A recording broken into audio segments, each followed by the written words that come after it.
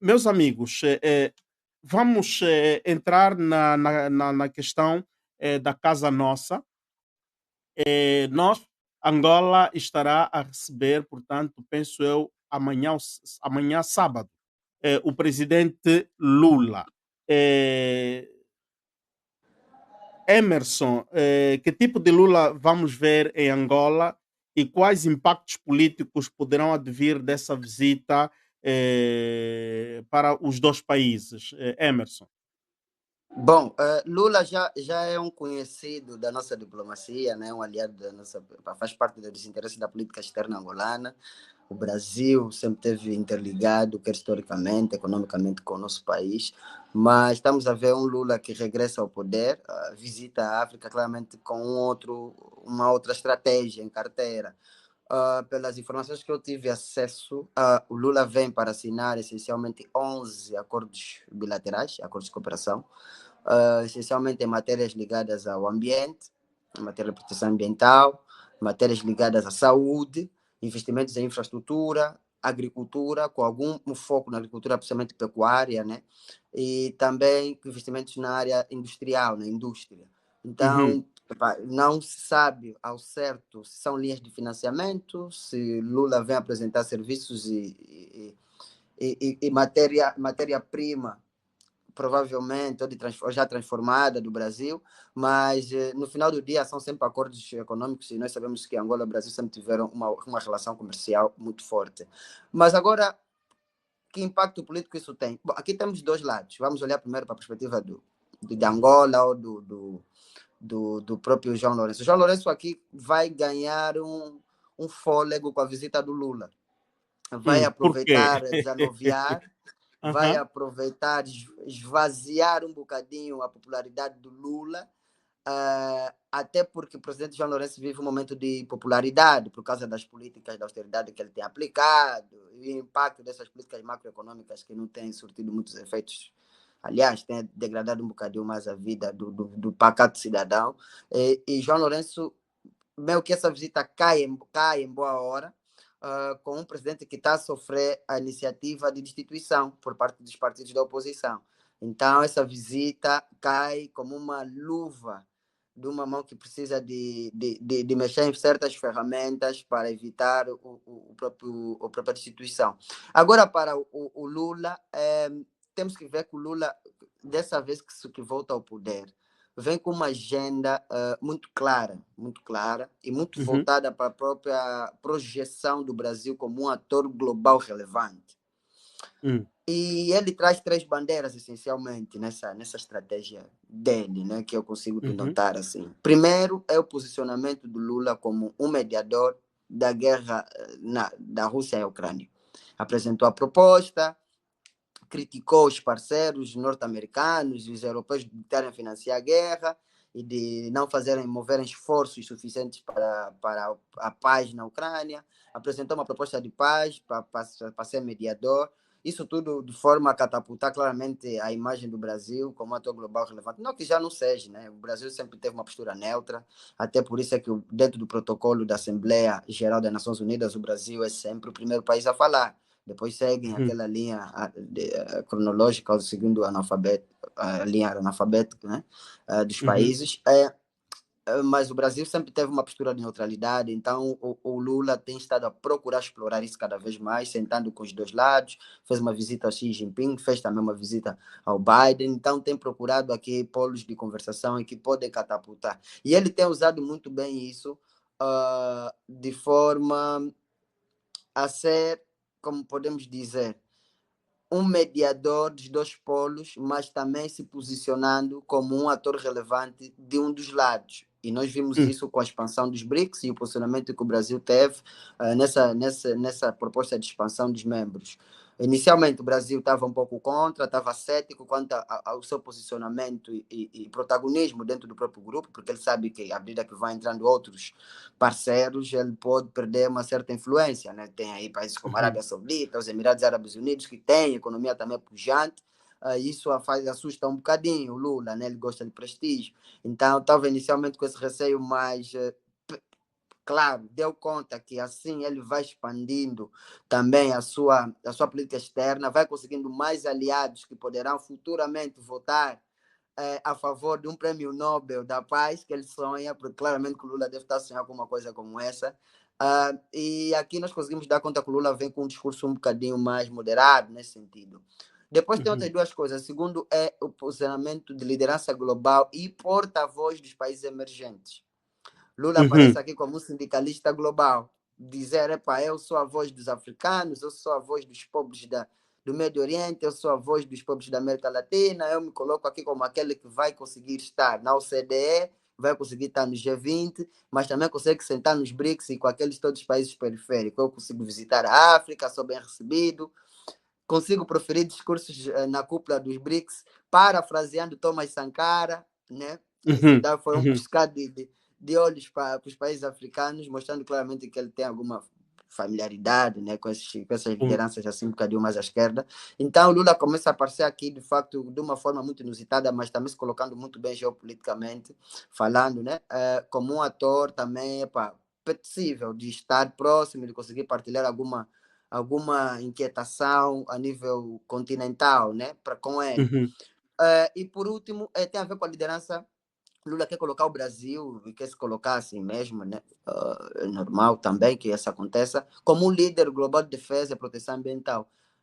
Existe uma cúpula paralela ao COP que é mais voltada para a proteção das grandes florestas do mundo. E temos ali o Brasil, com a Amazonas, e temos também a floresta do Mayombe, né, do Congo, e que o Brasil procurou juntar esses países de forma a serem líderes e agentes de mudança no quesito de proteção ambiental. Com isso, o Brasil vai conseguindo, então, ocupar aqui polos importantes da agenda de discussão global e sendo uma voz autorizada porque tem apresentado resultados a nível de concertação, a nível de convênios, acordos de cooperação com esses todos esses variantes atores e variantes matérias, deixando, acima de tudo, um caminho aberto para que o Lula consiga granjear. Então, eu vejo a visita em Angola como parte daquilo que é as relações não somente históricas e econômicas que o Brasil tem com Angola, mas também como parte de uma agenda que o Lula tem. O Lula não vai fazer essa visita para vários países africanos à toa, ele sabe perfeitamente o que isso quer dizer,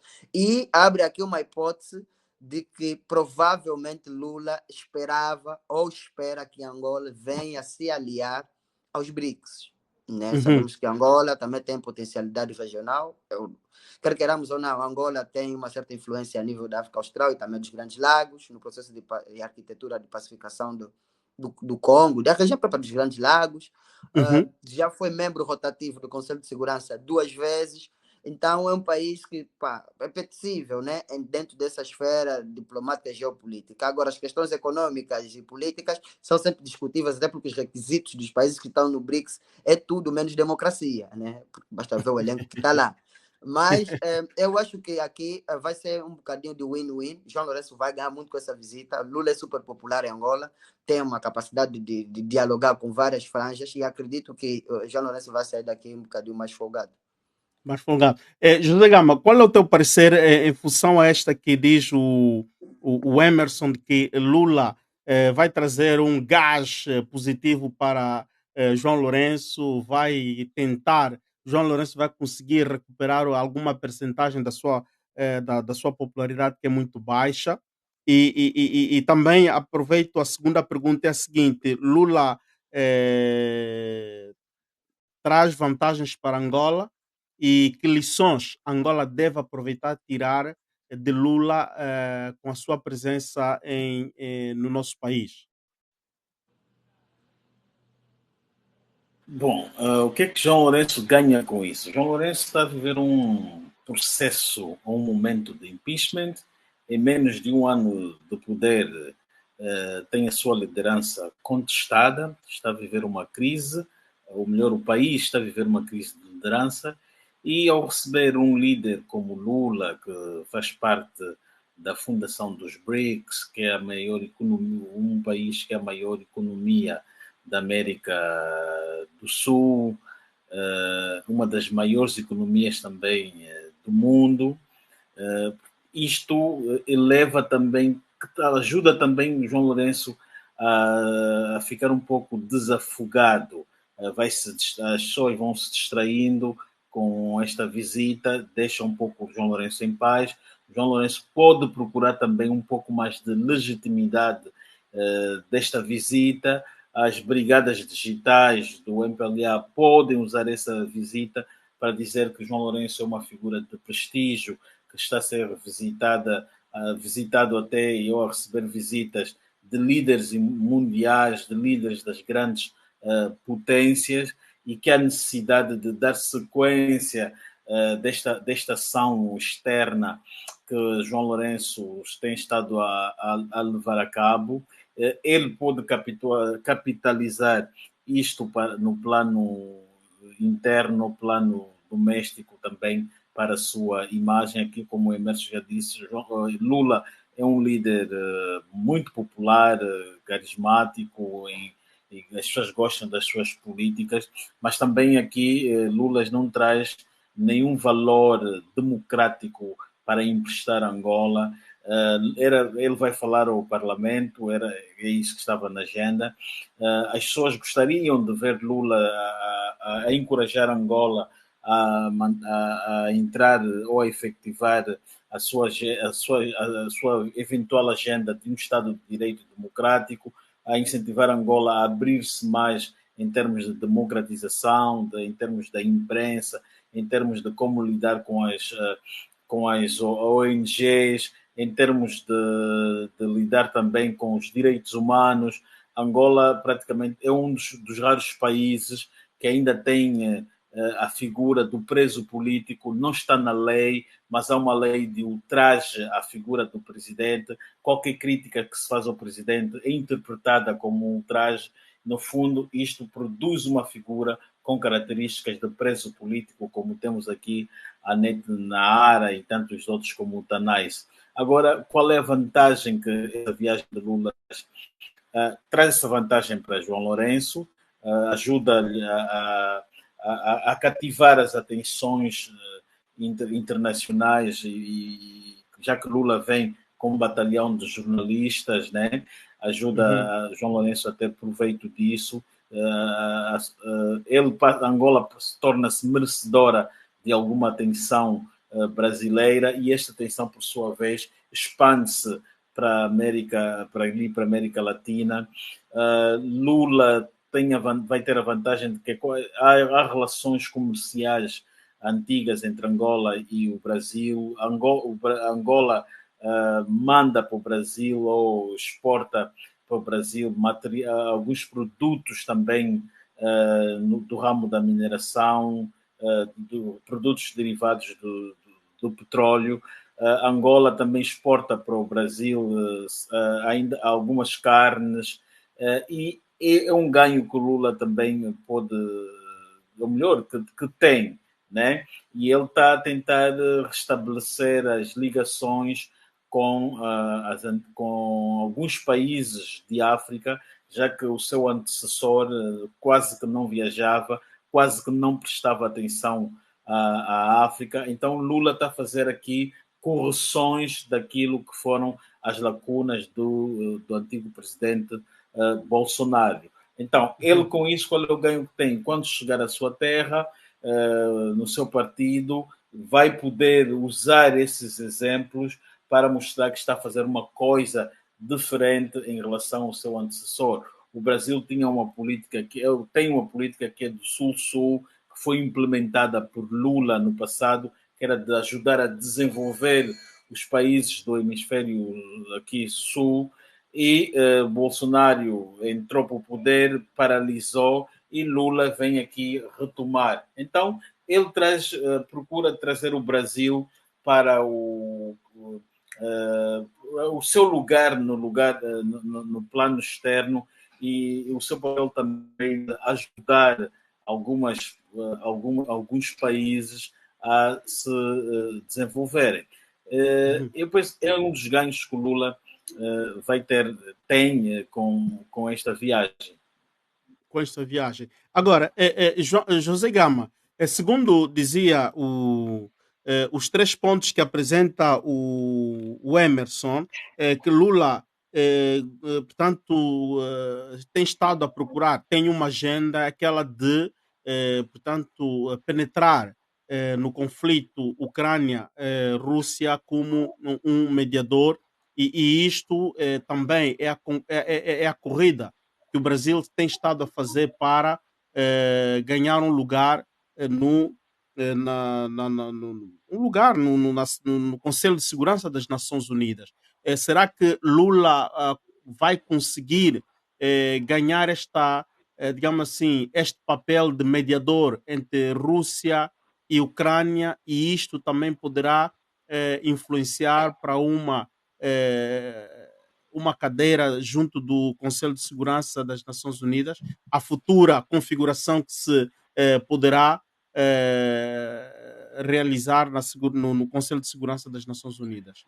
Bom, desde José. que começou esse conflito, e nos últimos meses, vários países e líderes ofereceram-se para se tornar mediador e andaram a tomar posições neste conflito. Até o presidente Sissoko da Guiné-Bissau ofereceu-se para mediar, o presidente Ramaphosa da África do Sul, o presidente da China, Lula e outros. No fundo, nenhum desses líderes consegue ou tem estado a conseguir convencer Putin, porque Putin tem uma ideia fixa e Zelensky também quer apenas que Putin abandone o seu território, e Putin neste momento uma mediação ele pode aceitar, mas a mediação é quando se vai mediar no quadro em que o conflito está, é parar a guerra, e parar a guerra o Putin vai continuar a estar nos territórios onde ele já ocupou, porque paralisa-se a guerra, mas paralisando a guerra, ele só se retira depois de haver ali negociações, e Putin nesse momento está numa situação de vantagem. Agora, Lula tem tomado uma posição muito clara que é contra este conflito. Eu penso que como mediador, pelo menos para Putin, ele não iria servir, porque ele, como para mediador, no ponto de vista dos russos, o Putin, ele tem, ou melhor, Lula tem uma posição de condenar o conflito, e um mediador não pode entrar assim a condenar as partes. E Lula abertamente é parceiro de Putin a nível dos BRICS. Os BRICS têm uma norma que é os membros se revelarem, ou melhor, estarem solidários uns aos outros em situações também de conflito, mas Lula tomou a ousadia de anunciar publicamente que não está com Putin nesta aventura. São parceiros em muitos campos. Eu penso que Lula, para ser o parceiro, ou melhor, para ser o mediador deste conflito, praticamente está fora de hipótese. Está fora de hipótese. Eu pergunto a vocês os dois, iniciando ao Emerson, este exército de jornalistas está a acompanhar João Lourenço. Será que entre eles terá um jornalista com coragem de perguntar a João Lourenço sobre o processo do impeachment? Olha, olhando um bocadinho para aquilo que é a mídia tradicional brasileira, sabemos que eles fazem uma leitura de contexto e procuram não ser desconfortáveis quando existe uma visita do chefe de Estado. Mas também sabemos que a mídia brasileira é muito mais democrática. Poderá ter, sim, senhora, um ou outro jornalista que quererá saber sobre esse processo. Mas também conhecemos o modus operandi do serviço de apoio do nosso presidente, né? Uhum. Assim, para estar aí para determinar que tipo de perguntas jornalistas devem fazer, por uma questão de cordialidade, por uma questão de respeito aos costumes angolanos, e valendo, acima de tudo, os interesses diplomáticos dos dois países, é bom que os jornalistas sejam educados e moderados naquilo que são as vossas intervenções, porque Angola tem uma realidade totalmente adversa do Brasil. E ponto. E está argumentado, os brasileiros já sabem perfeitamente que isso é. Claro que não se exclui aqui a possibilidade de haver um ou outro mais ousado que quererá perguntar sobre o impeachment. Aliás, existem perguntas mais desconfortáveis que poderão ser feitas ao João Lourenço do que o impeachment. Poder falar um bocadinho sobre a própria situação econômica do país. Vai apresentar dados, confrontar índices de regressão. Por exemplo, a Angola, nos últimos 3 anos, regrediu a nível de IDH. A nível de IDH. Por exemplo, dentro do índice da Fundação Mo Ibrahim, nós regredimos também em outros índices. A nível de educação. Índices.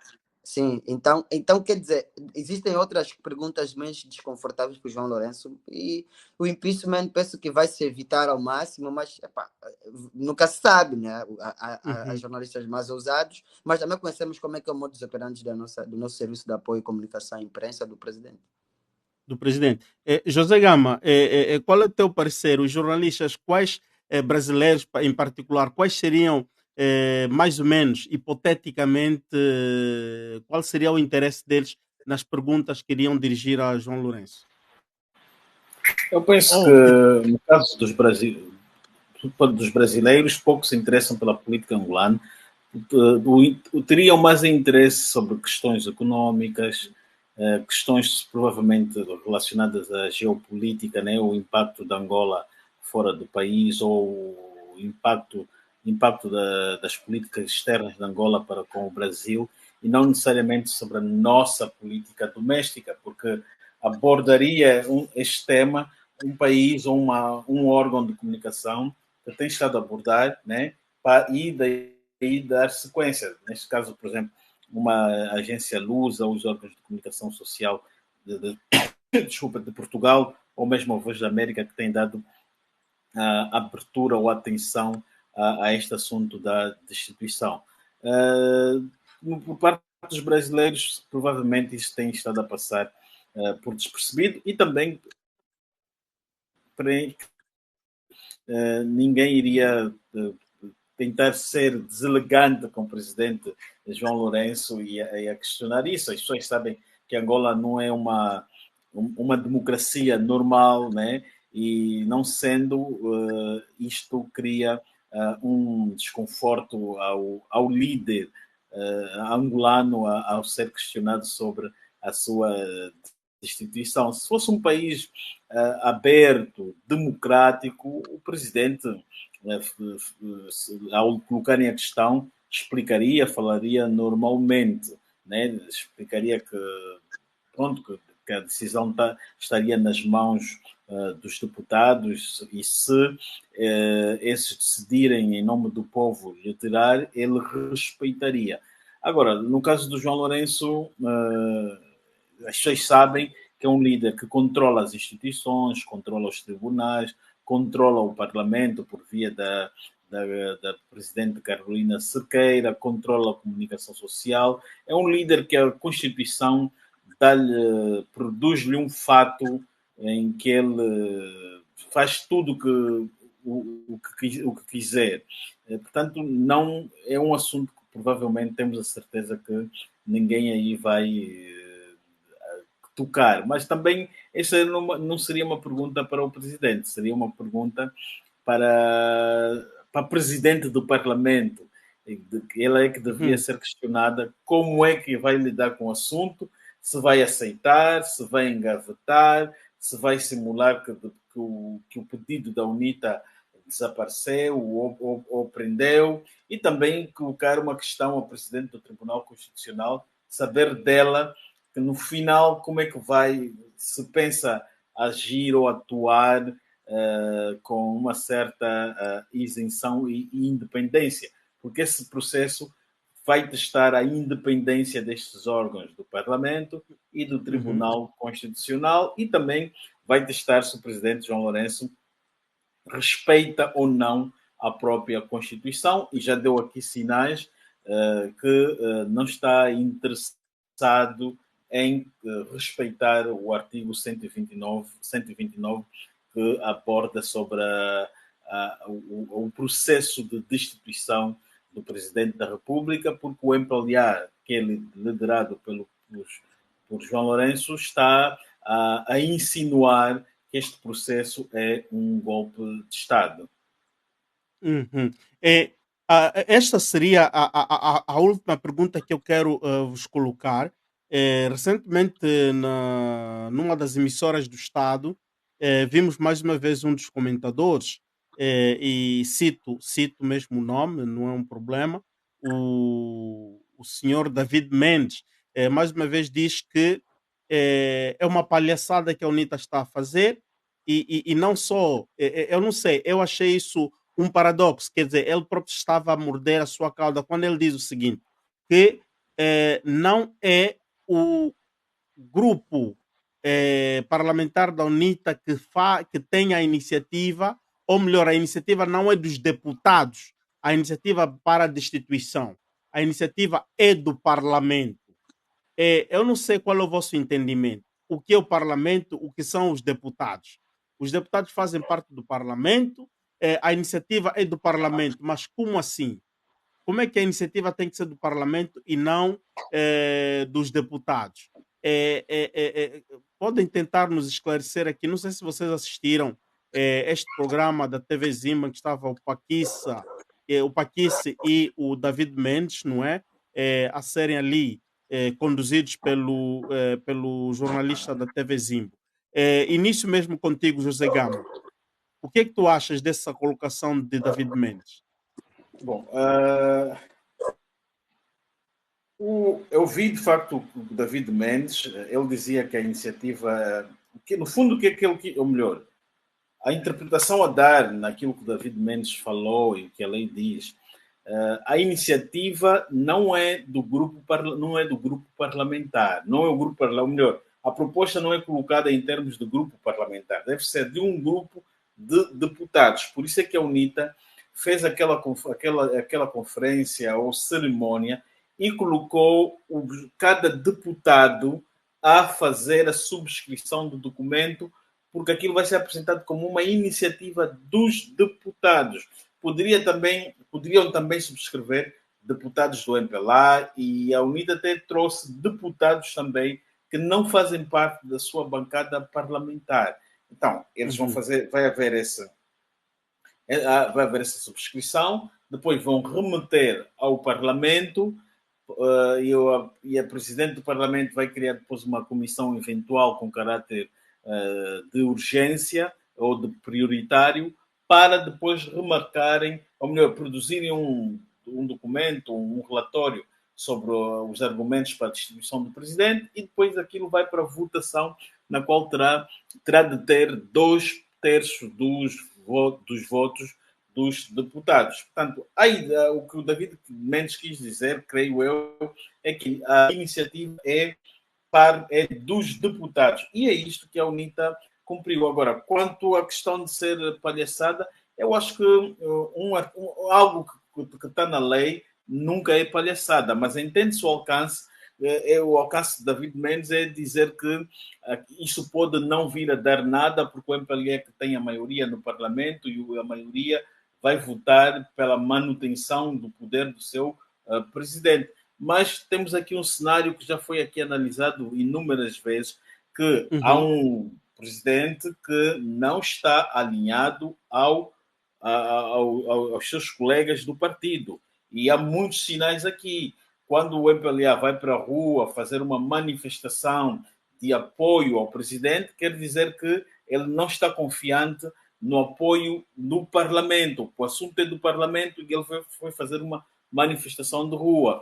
Quando há ameaças a dizerem, relatos a dizer que quem não votar a favor do presidente vão investigar os boletins de votos para fazer rastreio das impressões digitais, eu penso que só faz essas ameaças quem não confia, não está confiante da votação dos deputados. Portanto, há aqui muitos elementos a indicar fragilidade e medo do próprio presidente face aos deputados do seu partido. Portanto, isto aqui não é e nem pode ser chamado de palhaçada. E vale lembrar também, não é a primeira vez que isso acontece.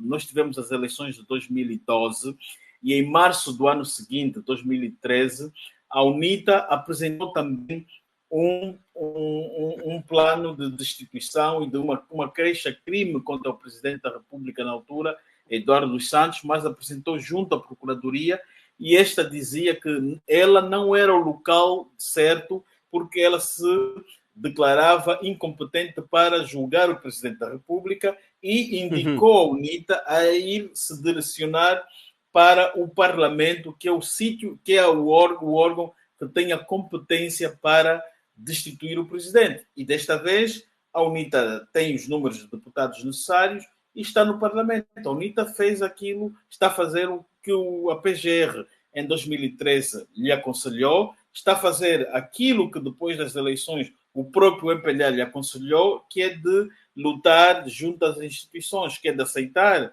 os resultados eleitorais e apresentar as suas reivindicações junto às instituições. E ela está a fazer isso, está a usar o artigo 129, porque acredita que o presidente João Lourenço terá violado a Constituição, terá se demitido das suas responsabilidades de defender o povo angolano. Agora, é uma oportunidade que o MPLA tem também de aceitar esse debate e mostrar os seus argumentos, provando que João Lourenço não violou a Constituição, que João Lourenço tem defendido o povo angolano, que João Lourenço não tem defendido João Leonardo, que João Leonardo não tem apadrinhado a corrupção no Tribunal Supremo.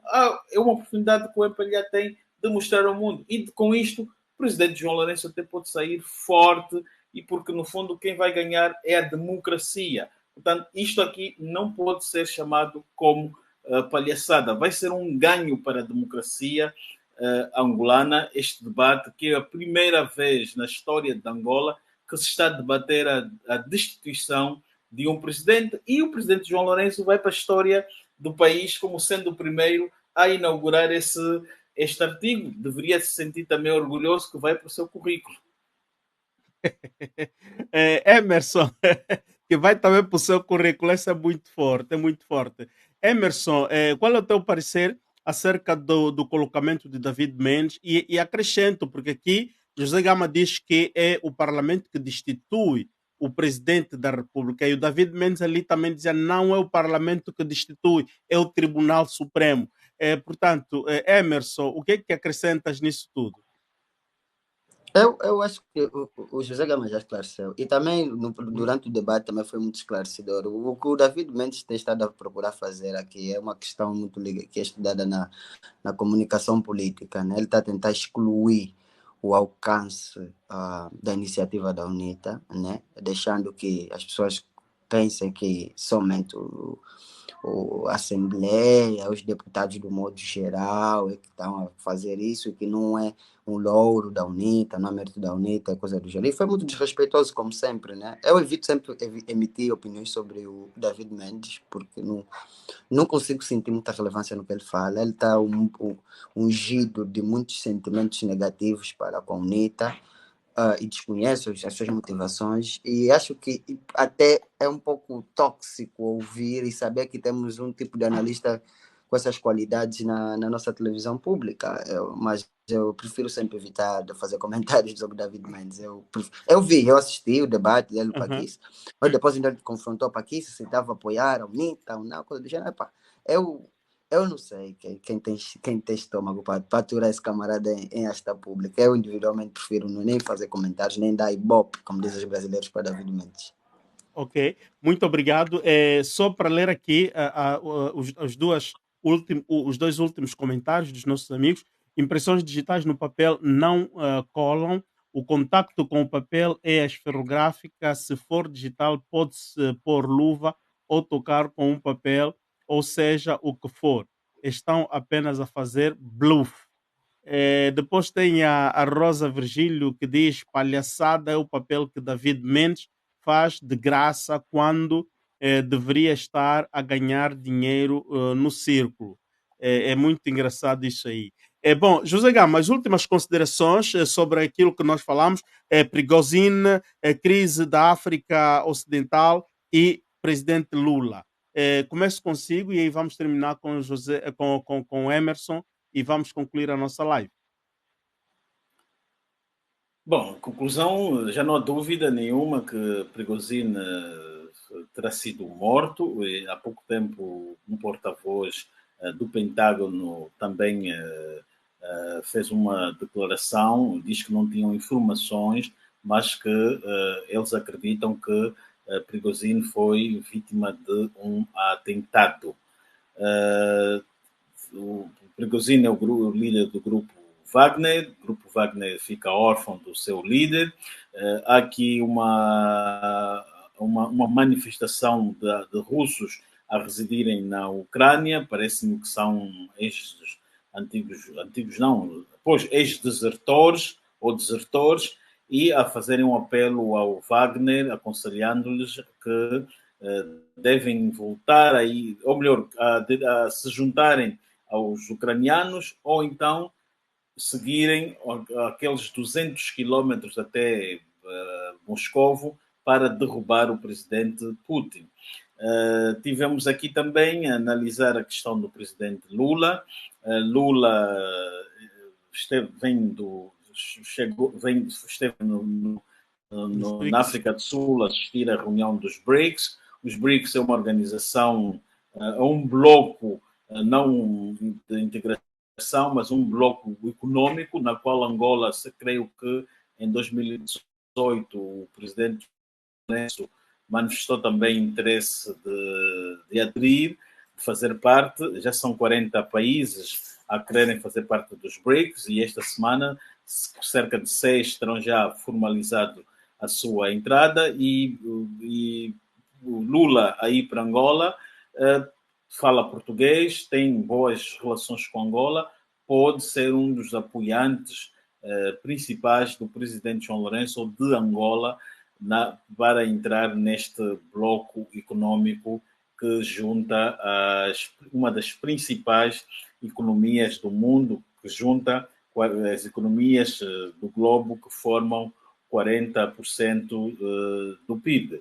Abordamos também aqui a questão da África, em que alguns países da zona do Sahel, que eram apoiados pela França, entraram em ruptura e passaram a ter um casamento com a Rússia por via do grupo Wagner, que estava ali a operar a pretexto de combater o terrorismo, e o grupo Wagner agora está a dar a cobertura aos golpistas que chegaram ao poder por vias não democráticas, e com isto estamos a assistir à transportação do conflito europeu para também aqui para a nossa África, na zona do Sahel concretamente. Uhum. É isso, nós falamos disso tudo. O Emerson, penso que a bateria dele, portanto, descarregou e não está a conseguir entrar, mas tivemos uma close em grande com José Gama, que está em momentos muito pessoais de férias, mas nós tivemos que incomodá-lo, e mais uma vez agradecemos, José Gama, pela tua amabilidade de estar aqui portanto, a coroar os nossos ouvintes do Bem-Aja. E temos aqui um dos nossos ouvintes, seguidores, que faz uma sugestão, agendar uma live depois da visita do Lula para analisar o impacto desta visita em Angola. Ele vai acompanhado por uma grande comitiva de empresários das diversas áreas de negócios. Sim, portanto, essa sugestão é bem-vinda. Vamos tentar organizar, esperando que José Gama já tenha concluído as suas férias, e trazermos, portanto, mais um amigo para analisarmos, então, a passagem de Lula em Angola. José Gama, muito obrigado e bom descanso onde te encontras, e voltamos a nos ver oportunamente quando estiveres disponível para estares aqui conosco. E a todos vocês, amigos, que nos acompanharam aqui, portanto, na live, no chat. Também muito obrigado. Estamos juntos. Amanhã estamos aqui com Ecos e Factos com o Gica Tetemba. Então, até lá, um Chico Coração e nos vemos brevemente. E nós fomos. Até lá. Tchau.